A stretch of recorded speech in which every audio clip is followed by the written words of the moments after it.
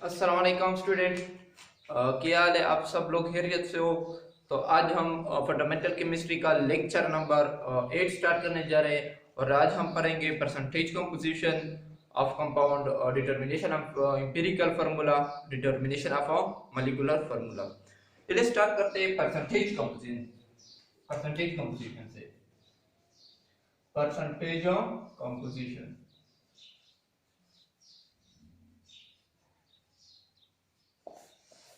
Of compound.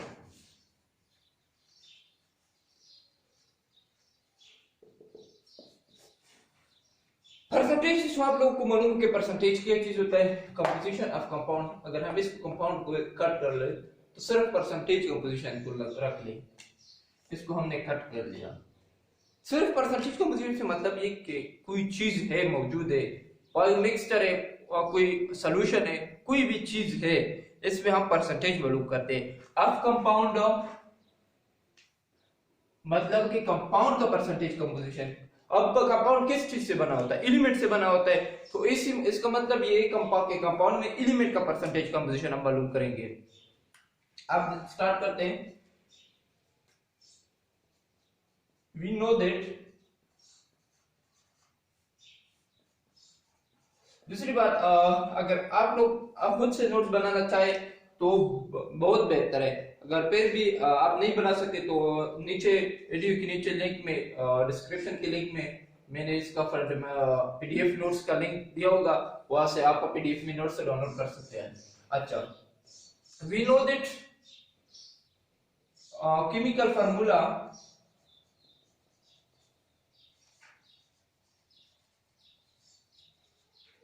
Of compound tell us about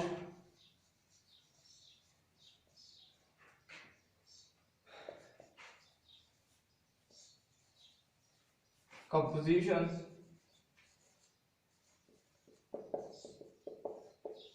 of compound।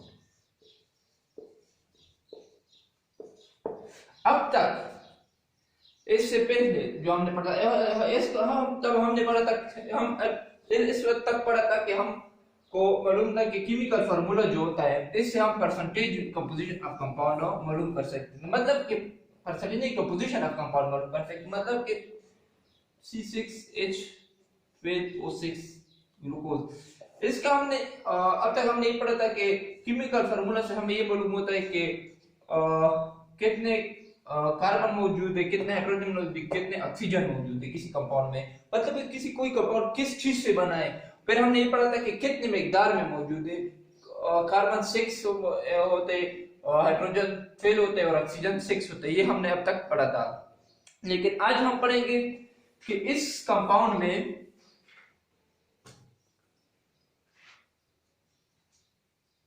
From chemical formula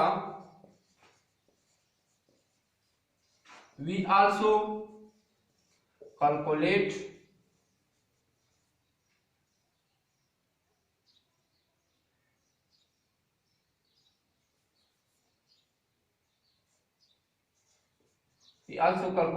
percentage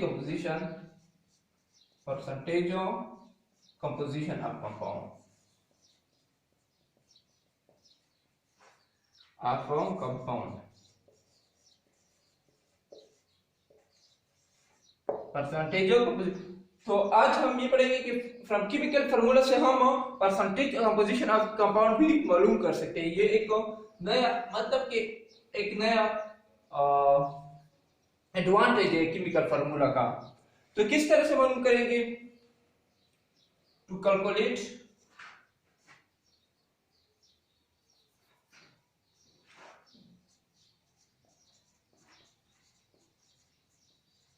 percentage composition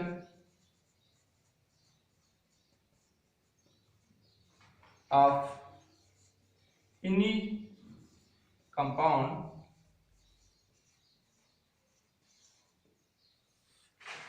we divide atomic mass of element by molar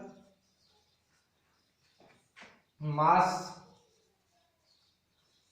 of compound and multiplied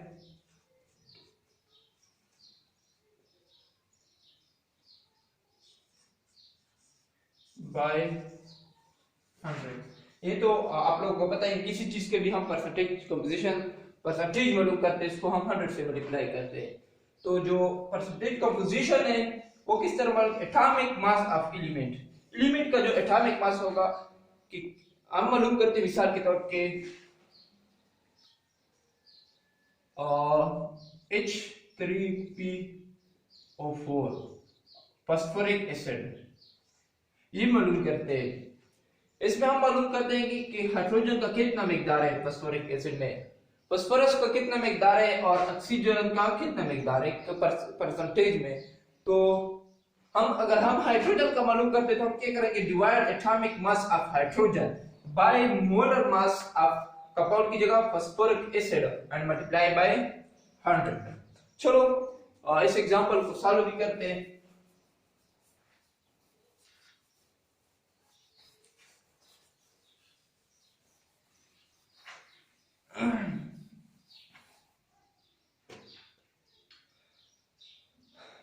percentage of hydrogen किस तरह से मालूम करेंगे, percentage of hydrogen को, hydrogen का atomic mass है 1.008 ग्राम और कितने हाइड्रोजन है 3। अच्छा, फास्फोरिक एसिड का एटॉमिक मास हम मालूम करते हैं, atomic molar mass, phosphoric acid का मोलर मास है 99.971 क्या है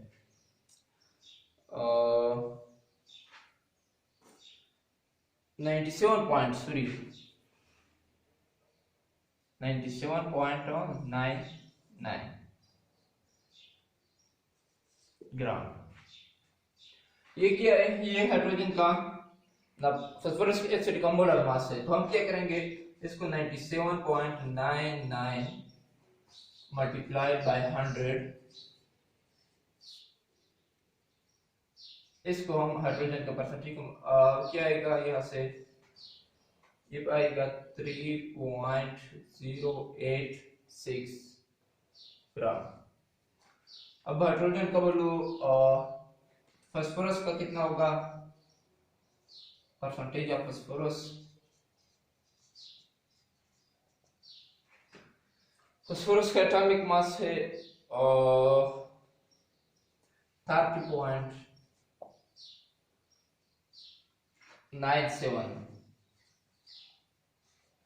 gram divided by 97.99 gram multiplied by 100। तो फास्फोरस का आएगा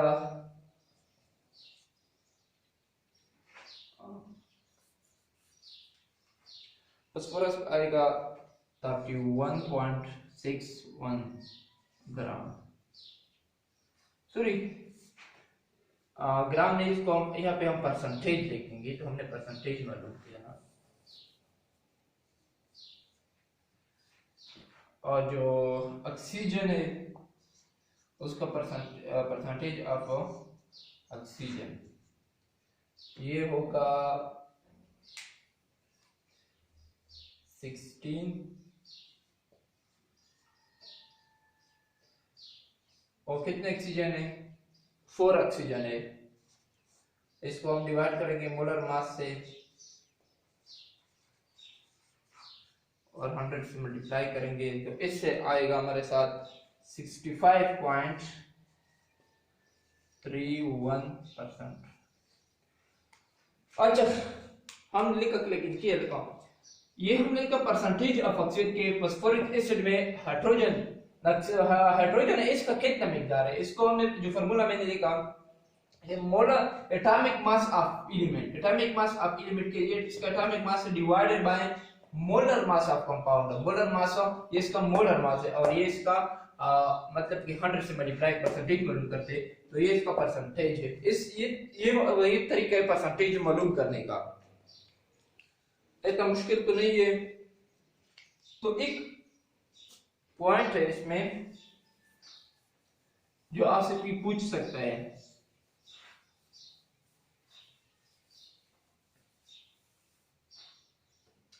जो वैल्यू हमने मालूम की हाइड्रोजन और फास्फोरस ऑक्सीजन, हाइड्रोजन की थी 3.086 और फास्फोरस की थी 31.61 और ऑक्सीजन की 65.31। इसको जब हम ऐड करेंगे तो इससे 100 आएगा। उसूल ये है कि किसी चीज को अगर हम परसेंटेज मालूम कर ले तो इसके हर एक एलिमेंट, हर एक कंपोनेंट के जो सारे कंपोनेंट का परसेंटेज आप ऐड करेंगे तो इससे 100 आएगा, लेकिन इससे 100 नहीं आता। इससे क्या आता है, ये बराबर है हमारे साथ 100.006 के, आप ऐड कर ले ये आएगा।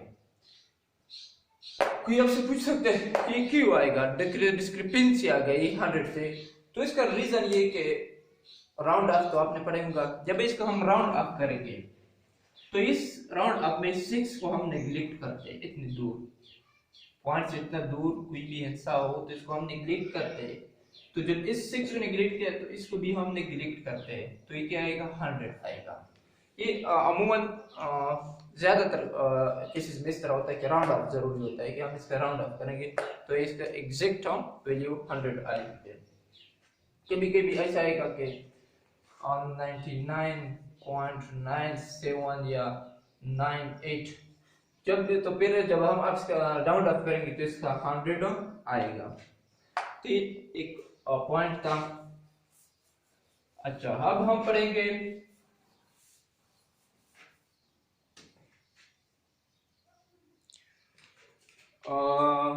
Determination of empirical formula. Empirical formula को मालूम करने के लिए जो हमने एग्जांपल लिया था इसको हम यहाँ पे लिखते H3PO4,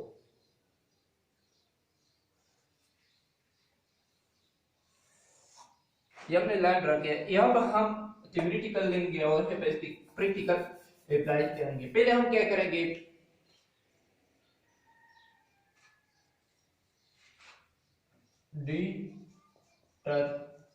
determination of empirical formula, शायद हम इसको EF कहते हैं, एम्पिरिकल फार्मूला। पहला स्टेप क्या है इसमें, स्टेप 1 ये है calculate the percentage composition of compound, calculate percentage composition of compound.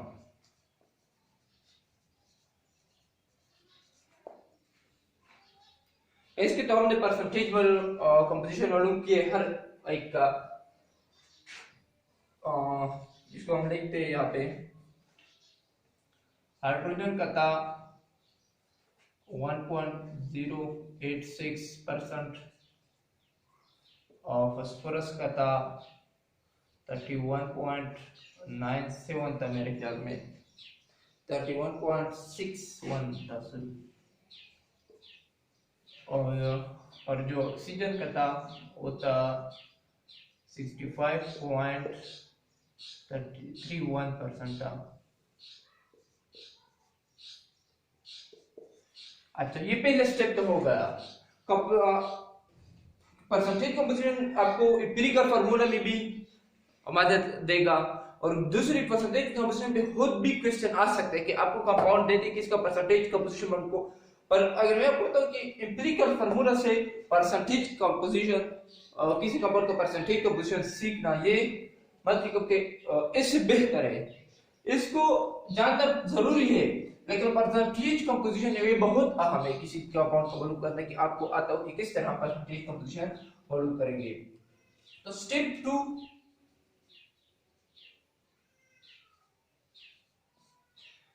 2 में हम मालूम करेंगे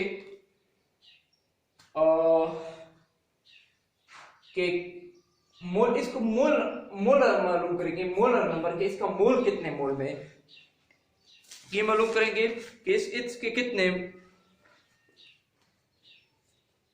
इसका मोलर मालूम करेंगे, इसका मोल कितना है, divide on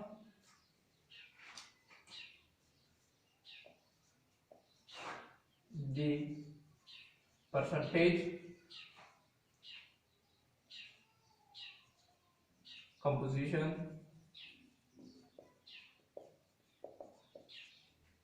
of compound by किस चीज से, atomic masses of atomic masses से।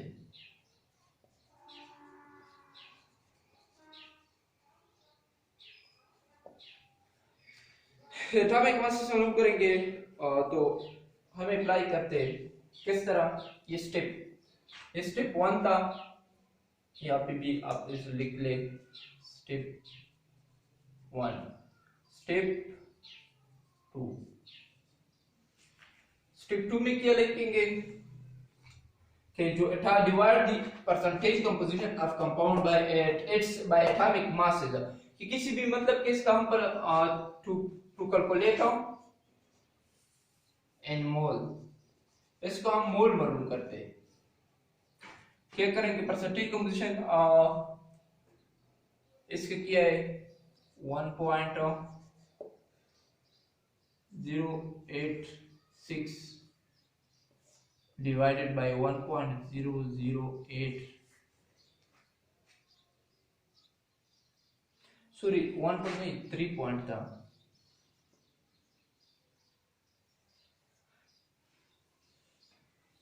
तो इसके मोल आएंगे हमारे साथ 3.0365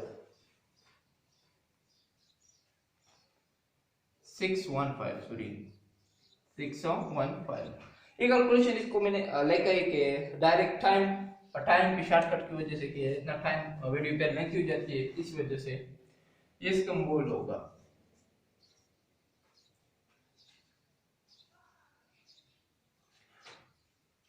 ये तो हमने हाइड्रोजन का मालूम किया, ऑक्सीजन का किया होगा, इतना हाइड्रोजन का, फास्फोरस का किया होगा 31.61 मल्टीप्लाइड बाय 30.97, जिसके एटॉमिक मास से, तो इससे हमारे साथ आएगा 1.0206 मोल। यूनिट में जब मोल लिखेंगे तो इसके साथ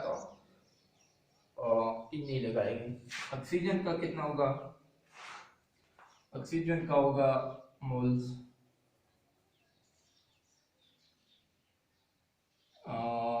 ऑक्सीजन का कितना था हमारे साथ 65.31 जो लिखा है, और इसको हम 16 पे डिवाइड करेंगे तो इससे हमारे साथ आएगा 4.0818 मोल। अच्छा, ये था स्टेप 2। स्टेप 1 में कैलकुलेट कर बस इसका एम्पिरिकल फार्मूला मालूम करते हैं, इसका ये जो इसका एम्पिरिकल फार्मूला मालूम करते हैं। तो परसेंटेज कंपोजिशन हमने मालूम किया। स्टेप 2 में हम क्या करेंगे, स्टेप 2 में हम इसका परसेंटेज कंपोजिशन को डिवाइड करेंगे एटॉमिक मास पे, क्यों डिवाइड करेंगे कि इसको हम इसका मोल मालूम कर ले। अच्छा, अब step 3,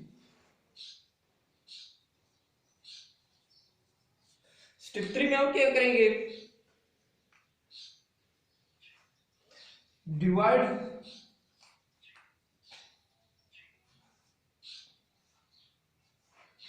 the molar masses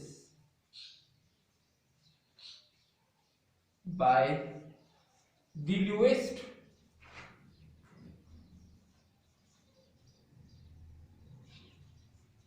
molar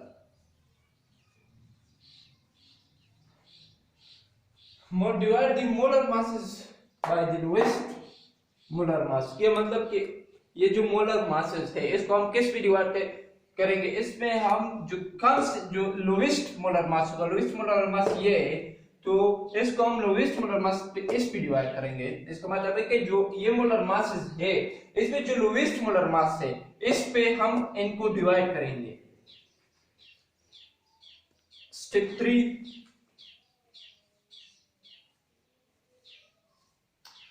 step 3 को हम, ये आप लोग ने नोट किया होगा,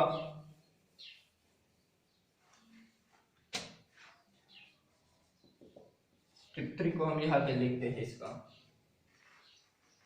जो वैल्यू हमने तो मैंने बैठा दी है, चलो फिर से लिखते हैं।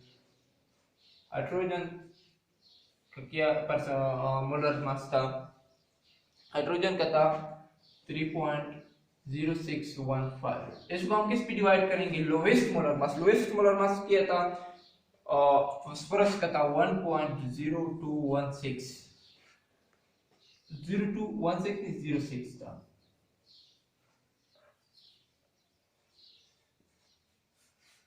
और ऐसे क्या रहेगा,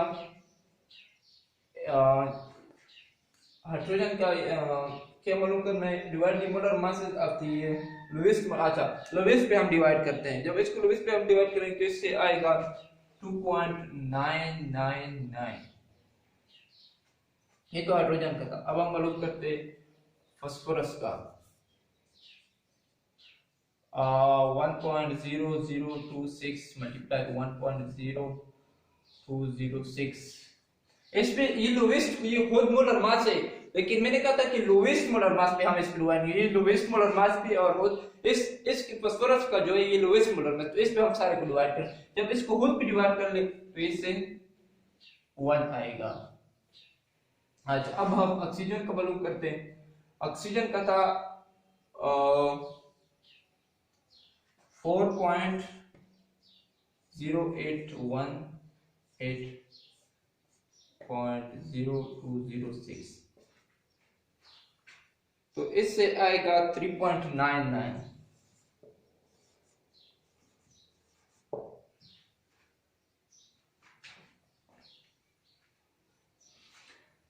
मैं वीडियो देख तो कैसे लोग स्टॉप हो गई हो, तो इस वजह से। अच्छा, इसको मैं नहीं बेटा था। अब इस तरह करेंगे। Step 4,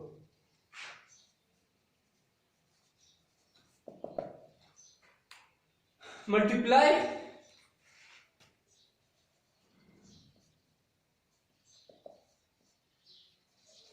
the value on such number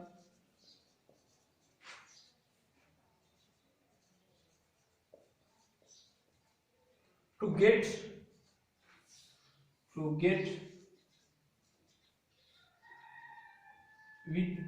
whole number।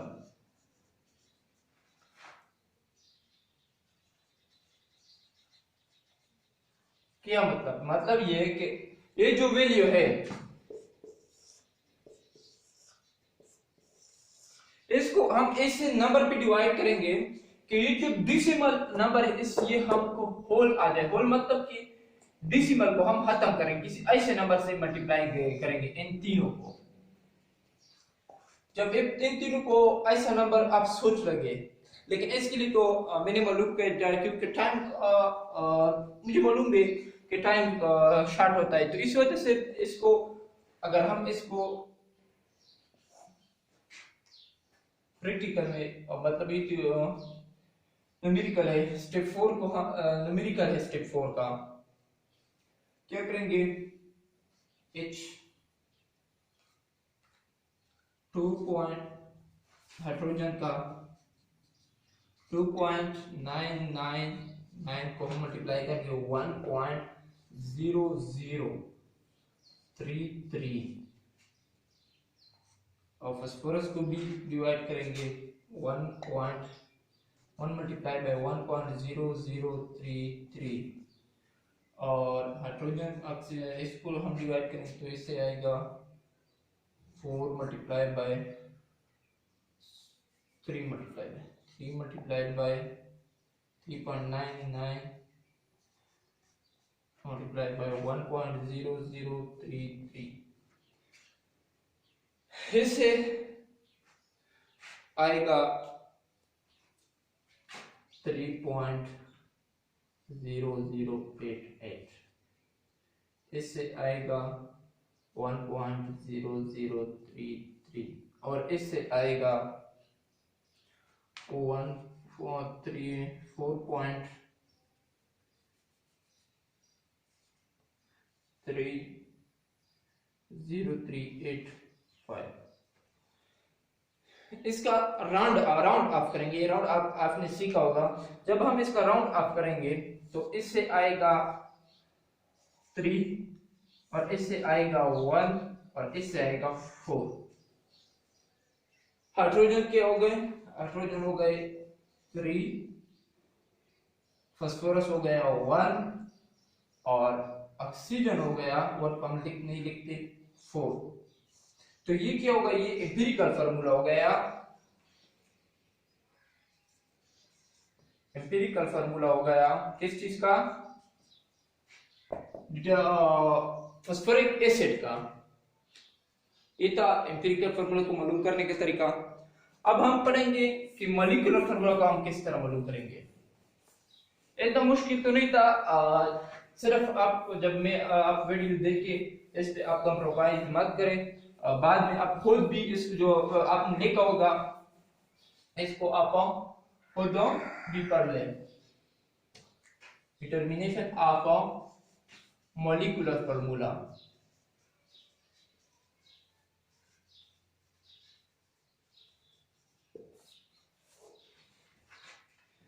Determination of molecular formula क्या है,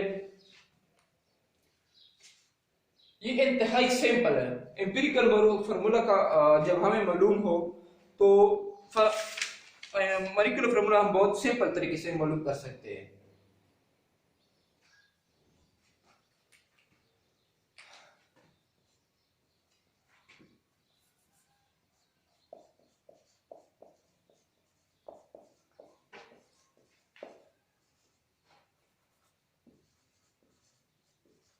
easily calculated from empirical formula।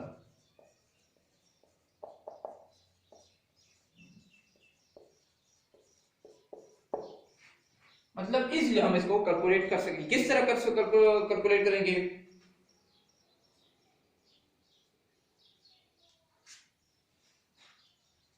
to calculate the molecular formula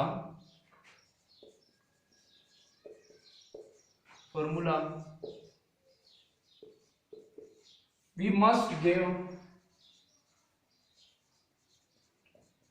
given estimated molar mass of a compound। क्या मतलब, मैंने आपको कि मॉलिक्यूलर फार्मूला जो है इसको हम इजीली मालूम कर सकते हैं एम्पिरिकल फार्मूला से। लेकिन एक बात होगी, to calculate the molecular formula we must given, हमको जरूर मालूम होगा, क्या मालूम होगा, एस्टिमेटेड मोलर मास। मतलब कि कोई एस्टिमेट, अगर एग्जैक्ट मोलर मास मालूम ना हो तो कम से कम, मतलब कि किसी कोई कंपाउंड का 65 मोलर मास है, कम से कम हमें ये एग्जैक्ट 65 मालूम हो ना हो, लेकिन हमने ये इतना हमें मालूम थे या 63 या 64 या 62 एस्टिमेटेड, मतलब एस्टिमेटेड हो, ऐसा ना हो कि हमें 43 लिखा हो, ये तो एस्टिमेटेड नहीं है, ये मतलब एस्टिमेटेड है कि इसके करीब है, इतना क्यूमुलर मास का मालूम होना चाहिए हमें।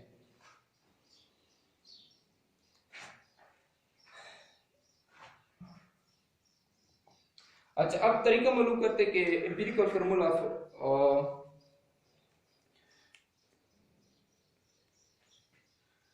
कोई एग्जांपल इस पे मैंने लिखा है, एक एग्जांपल जो मैं आप लोगों को सॉल्व करता हूँ।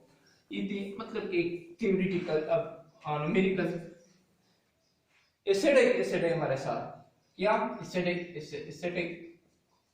एसिड जिसका एम्पिरिकल फार्मूला है CH2O, ये इसका एम्पिरिकल फार्मूला है, और इसका एस्टिमेटेड मोलर मास है 6।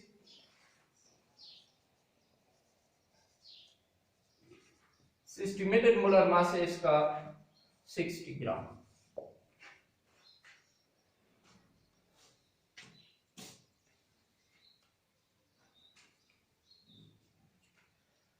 ये तो हमें मालूम है, हम इसका एम्पिरिकल, अब हम क्या करेंगे, स्टेप 1 में हम क्या करेंगे,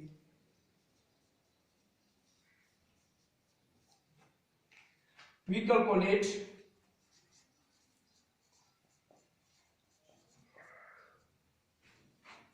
the molar mass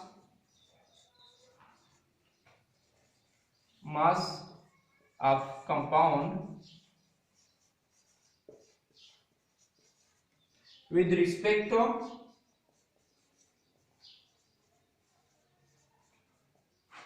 to empirical formula। Empirical formula के रू से हम इसका मोलर मास कैलकुलेट करेंगे। एम्पिरिकल फार्मूला के रू से कार्बन कितने हैं, 12, 12.3 मेरे ख्याल में कार्बन का।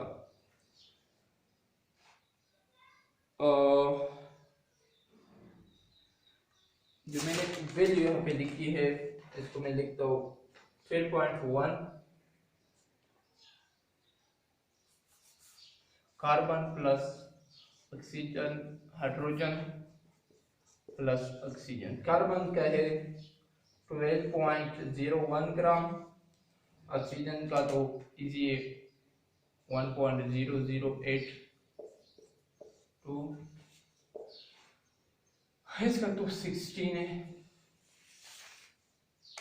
इसको जब हम ऐड करेंगे तो इसका मोलर मास आएगा 30.3 ग्राम।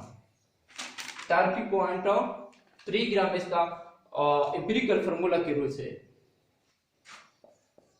30.3 ग्राम, ये एम्पिरिकल फार्मूला के रूप से इसका मोलर मास है।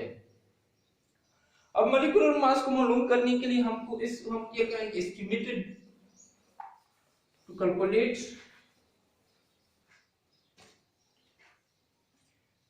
स्टेप और 2, स्टेप 1 था। स्टेप 2 पे हम क्या करेंगे,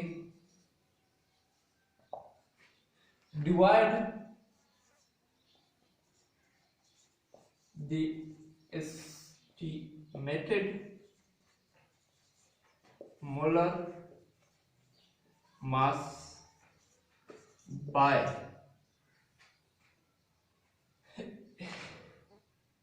empirical formula molar mass।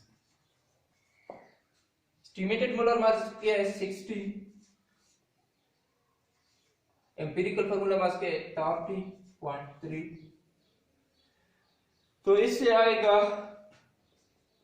जनाब वाला 2। ये था स्टेप 2। अब हम स्टेप 3 में क्या करेंगे, स्टेप 3। स्टेप 3 में हमें तो ये मालूम हो गया एम्पिरिकल फार्मूला इसका क्या था, इसको हम सबस्क्रिप्ट कहते हैं, 2 इसको हम सबस्क्रिप्ट। अब जो एम्पिरिकल फार्मूला मास है CH 2O, इसको हम सब्सक्रिप्ट से मल्टीप्लाई करेंगे। सब्सक्रिप्ट इसका क्या है? C